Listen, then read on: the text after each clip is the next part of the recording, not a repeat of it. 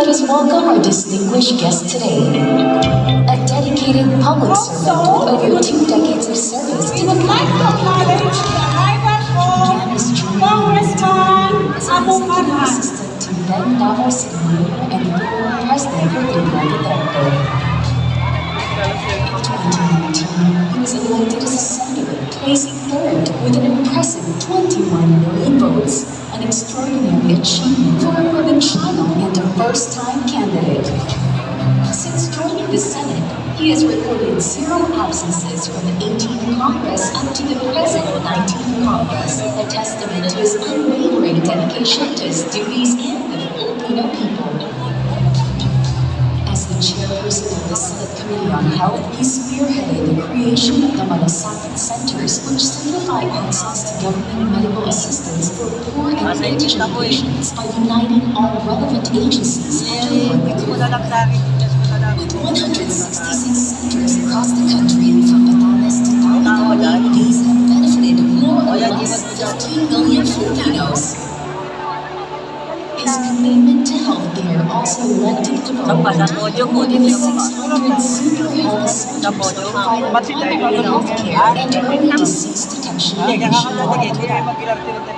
He is the principal sponsor and author of the Regional Specialty Centers Act, establishing specialized care centers for the heart, lungs, kidneys, mental health, pediatric, geriatric, cancer care, and more across the regions. His legislative achievements also include the Salary Standardization Law 5, which raised government employees' salaries, the Bureau of Fire Protection Modernization Law, and the establishment of the Department of Migrant Workers. As the chairperson of the Senate Committee on Sports and on Youth, as a sports enthusiast and athlete, his leadership was pivotal in passing the National Academy of Sports Act and crafting the Philippine National Games Bill, bolstering national sports programs and support for athletes, including those with disabilities. He passionately supports grassroots sports development, recognizing its vital role in youth development and societal well-being. A leader who embodies the principle that serving the people is not just a duty but a passion. Bisyo niya ang magserbisyo sa kapwa Pilipino. Let us all welcome our tireless advocate for service and compassion, Mr. Malasakit himself, Senator Christopher Bongo!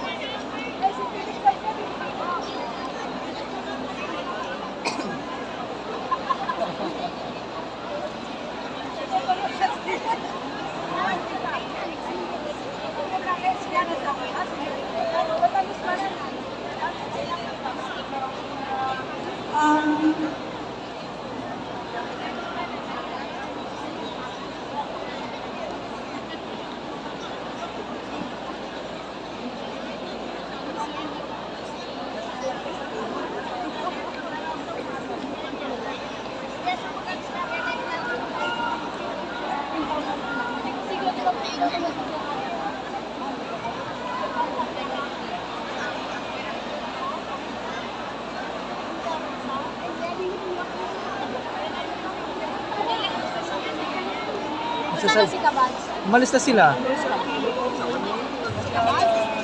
Ano? Ano? Kuya Bads ba? Kasama ka. Tara na. Tapos na lang natin. Wala na, hindi man live yun eh. Re-record ka ba?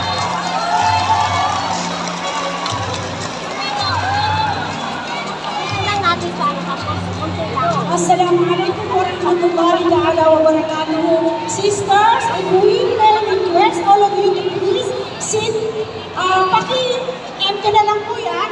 Now we are going to call our special guest. Actually, he is the Mr. Malasakit Kuya Bongo. Magsalita ka. Assalamualaikum.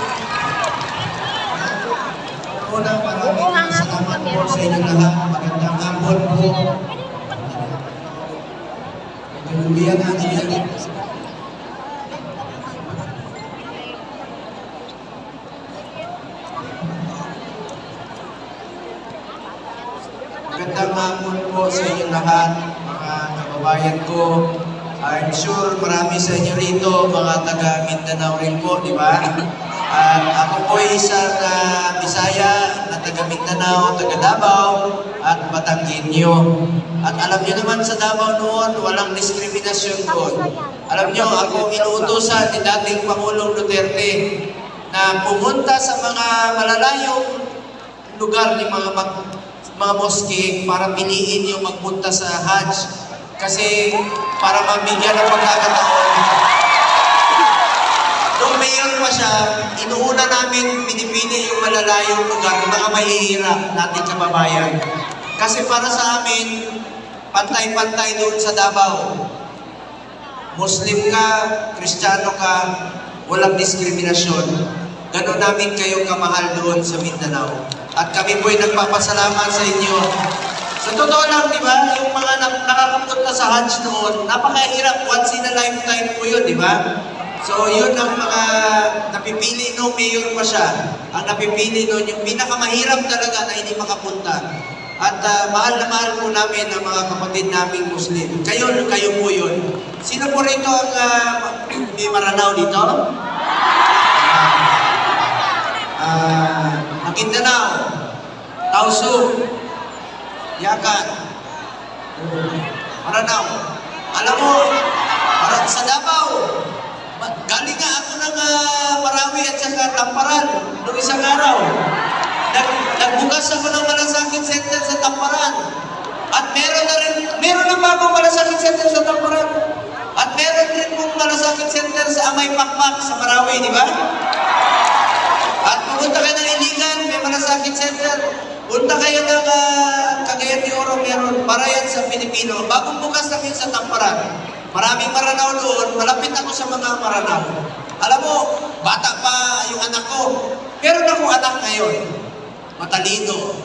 Summa cum laude sa Lasal, sa accountancy, CPA at abogado.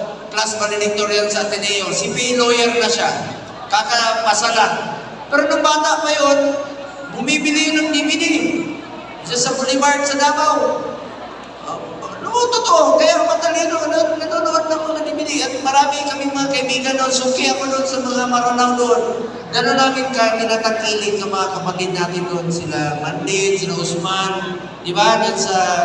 At bago ko malimutan, alam niyo, ang unang sumuporta kay dating Pangulong Duterte, nagtipon-tipon yung mga taga-Green Hills na, mga taga-Green Hills. Sobrang pagmamahal namin sa inyo. Maraming salamat. Malaki ang utang na loob namin sa inyo. Huwag kayo magpasalamat sa akin. Parati ko narinig kanina, sorry, natagalan ako ng interview kasi ako, 2 beses tumawag na puputol, mahina yung signal. Alam niyo, maraming lumalapit, nagpapasalamat sa mga programa. Huwag ko kayo magpasalamat sa akin. Sa totoo lang po, ako ang dapat magpasalamat sa inyo. Dahil binigyan niyo po ako ng pagkakataon na makapagserbisyo po sa inyo. Maraming salamat po sa inyo.